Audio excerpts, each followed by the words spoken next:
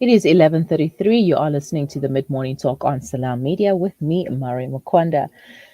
In recent years, there has been a dramatic upsurge in professional and public awareness of auditory processing disorders, or APD, also referred to as Central Auditory Processing Disorders, CAPD. Unfortunately, this increase in awareness has resulted in a plethora of misconceptions and misinformation, as well as confusion regarding just what isn't APD, how APD is diagnosed, and methods of managing and treating the disorder. To tell us more, we have speech and language therapist Zaheera Bham. Assalamu alaikum wa rahmatullahi wa barakatuh, Zaheera, and shukran for joining me. Wa alaikum salam wa rahmatullahi wa barakatuh. Shukran so much for having me on your show. It's always a pleasure to share this with you. Alhamdulillah. Now, tell us exactly what is APD, and is it a form of ADHD? So, not necessarily linked, but very often we do see it being together. What it basically means, in very simple terms, is the child is able to hear the information coming through. Unfortunately, the brain doesn't process it in the same way. So, the child, a lot of people think, oh, my child's got a hearing problem, and it means that they aren't able to hear, and they take them for hearing tests. And the hearing test excludes the fact that there's a hearing problem. So it says the hearing is absolutely fine. They are getting the information going in. However, once it gets into the brain, it's not collating the way it should be collating, making it very difficult for the child to understand. Simple things from instructions to numbers, words.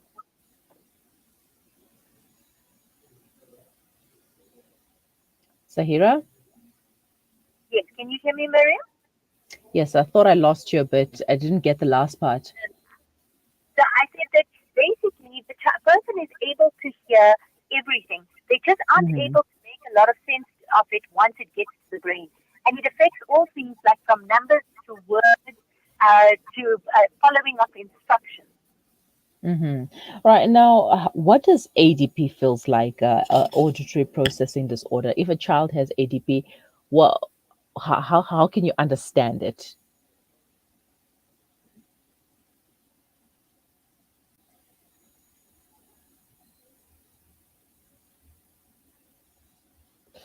All right, I think we have lost Zaheera, or there might be a problem with the connection or the network. We will try to reestablish. We are talking about auditory processing disorders in children and what you need to know. If you have any further questions, you may leave them in the comment section, or you can send them to us on WhatsApp. The number is 0617660355. The lines are open. If you'd like to chat to us in studio, the number is 010-880-2396. Once again, WhatsApp 0617660355. All right, let's see if we have Zaheera back on the line. Zaheera, assalamu alaikum. Miriam, wa alaikum salam. Sorry about that. So All right, no problem. our parents will often say, my child is unable to concentrate, they don't follow instructions. The teachers may report the child is restless in class, has got a concentration issue. And this is why there's often a confusion with ADHD because people Mm-hmm. think it's a concentration issue, they can't concentrate. But it's very much like, you're able to hear everything, it just doesn't get processed the way it needs to get processed. So, for example, if you tell the child, go upstairs, get your jacket and your shoes, and your child comes down with just the shoes, not the jacket. They didn't actually hear the full part. If you give them a sequence of numbers, they may only remember one and a two and not necessarily in the correct sequence as well. Mm-hmm.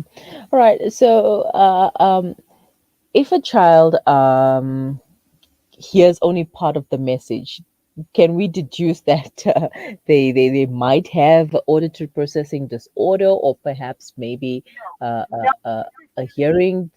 Yes.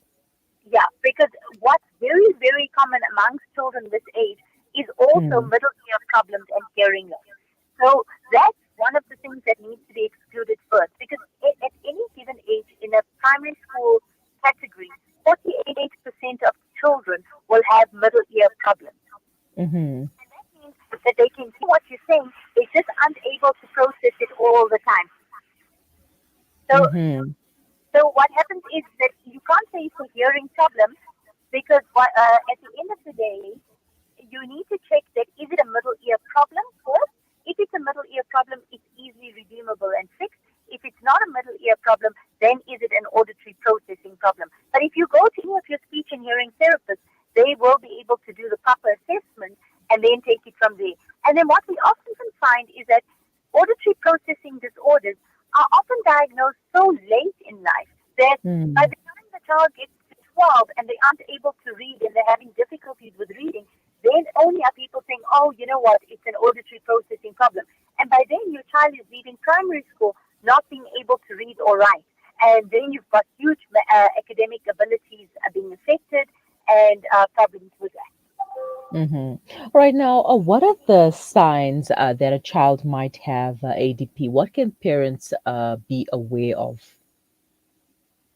So simple things are following instructions, following a story, like something simple like a nursery rhyme. If the parent tells them a story, are they able to recall information from the story? So when you're reading to your children, don't just read them, ask them questions so it's a reading with understanding. This also works for speech and language problems. But what it'll also do is be able to tell you if they're able to recall the information. If you're playing memory games and you're saying, I went to the shop and I bought bread and milk, and they need to add to that, can they keep adding to the sequence? But instinctively, moms also know when something doesn't feel right. So if they're saying, or if you're noticing your child is not able to complete instructions, not able to follow instructions completely, not able to do certain things, by all means, go to the speech and hearing therapist, get your assessment done, and start from there. Mm-hmm. Okay, now earlier on you mentioned about often people go undiagnosed and find out that they have auditory processing disorders when it's a bit too late. So, can adults have ADP? The truth of it is they probably could, but most of the time the therapy is done prior to that to be able to help sort it out. But the adults who've gone through that, they probably already put coping mechanisms into place to be able to deal with it, or they've had great academic difficulties throughout life that have gone unnoticed. But more than often in therapy, we often are dealing with children in the primary school category with those difficulties. Mm-hmm. Now, and how do you manage or treat ADP? So it's quite a simple therapy process. I mean, it's quite step. Any child coming into any therapy session, it's the auditory processing disorders is quite a linear therapy structure. So it literally goes from one platform to the next. It's a lot of groundwork, a lot of paperwork that needs to be done. It's a lot of repetitive exercises. I mean, he's often given exercises and that to do as well to keep balance to ensure that whatever is done in therapy is carried over at home to ensure a more speedy process of recovery. But again, it's something that we advise parents to look out for between the ages Mm-hmm. of upwards to about 8 or 9. We don't want it to go a lot further than that. Something simple, Miriam, like reading, they'll be able to recognize words, they not be able to break down the words. So, for example, if you say stand and which, can you put the words together? They may not be able Mm-hmm. to make the word sandwich. Mm-hmm. Right. So, and Zahira, what are do you have any final thoughts and advice for our parents, our listeners? So there's two parts of advice from my side. The first is number one, don't overthink it. Very Mm-hmm. often you hear that you want to book the therapy sessions immediately. I think always trust your gut instinct. As a mom, you will know if something is wrong with your child or if you need to seek further advice. And if there is, by all means, pick up the phone, contact the closest therapist to you, and then see if you can book an assessment. Following that, you can take it from there. Also, don't make the mistake of ruling out middle ear problems, which is very common, and mistaking that for auditory processing disorder.